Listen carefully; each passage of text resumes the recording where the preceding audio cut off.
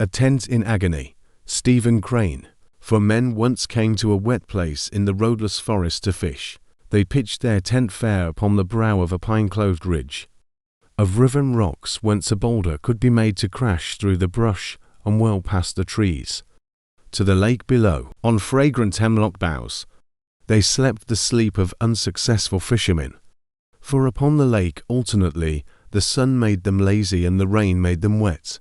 Finally they ate the last bit of bacon and smoked, and burned the last fearful and wonderful hoe cake. Immediately a little man volunteered to stay and hold the camp, while the remaining 3 should go the Sullivan County miles to a farmhouse for supplies. They gazed at him dismally.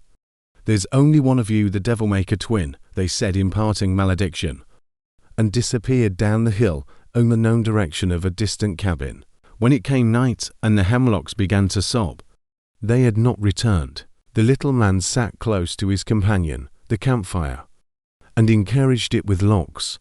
He puffed fiercely at a heavy-built briar. Suddenly he heard the approach of the unknown. Crackling the twigs and rustling the dead leaves, the little man arose slowly to his feet. His clothes refused to fit his back. His pipe dropped from his mouth. His knees smote each other. "Eves, ha!" he bellowed hoarsely in menace. A growl replied, and the bear paced into the light of the fire. The little man supported himself upon a sapling and regarded his visitor. The bear was evidently a veteran and a fighter, for the black of his coat had become tawny with age. There was confidence in his gait and arrogance in his small, twinkling eye. He rolled back his lips and disclosed his white teeth. The fire magnified the red of his mouth. The little man had never before confronted the terrible, and he could not wrest it from his breast. "Ha!" he roared. The bear interpreted this as the challenge of a gladiator.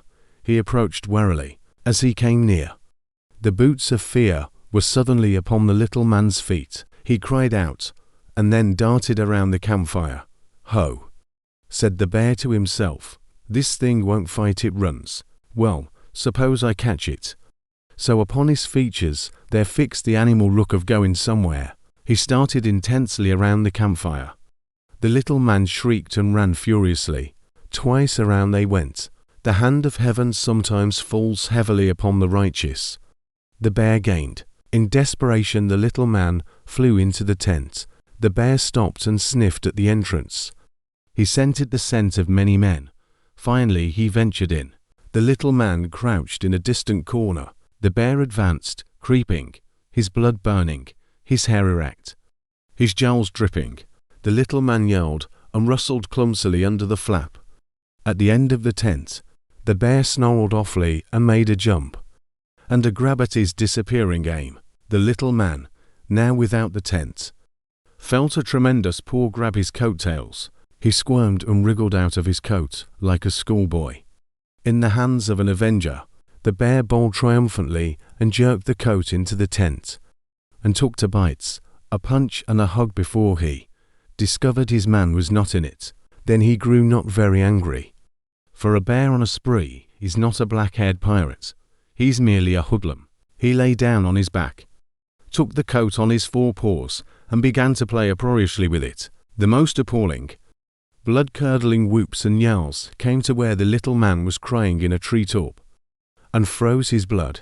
He moaned a little speech meant for a prayer, and clung convulsively to the bending branches. He gazed with tearful wistfulness at where his comrade, the campfire, was giving dying flickers and crackles. Finally, there was a roar from the tent which eclipsed all roars, a snarl which it seemed would shake the stolid silence of the mountain, and cause it to shrug its granite shoulders. The little man quaked and shriveled to a grip and a pair of eyes. In the glow of the embers he saw the white tent quiver and fall with a crash. The bear's merry play had disturbed the center pole, and brought a chaos of canvas upon his head. Now the little man became the witness of a mighty scene. The tent began to flounder. It took flopping strides in the direction of the lake. Marvellous sounds came from within, rips and tears, and great groans and pants. The little man went into giggling hysterics. The entangled monster failed to extricate himself. before he had walloped the tent frenziedly to the edge of the mountain. So it came to pass that 3 men, clambering up the hill with bundles and baskets, saw their tent approaching. It seemed to them like a white-robed phantom pursued by hornets. Its moans riffled the hemlock twigs. The 3 men dropped their bundles and scurried to one side, their eyes gleaming with fear. The canvas avalanche swept past them. They leaned, faint and dumb, against trees and listened, their blood stagnant. Below them it struck the base of a great pine tree, where it writhed and struggled. The 3 watched its convolutions a moment, and then started terrifically for the top of the hill. As they disappeared, the bear cut loose with a mighty effort. He cast one disheveled and agonized look at the white thing, and then started wildly for the inner recesses of the forest. The 3 fear-stricken individuals ran to the rebuilt fire. The little man reposed by it calmly smoking. They sprang at him and overwhelmed him with interrogations. He contemplated darkness and took a long, pompous puff. "There's only one of me and the devil made a twin," he said.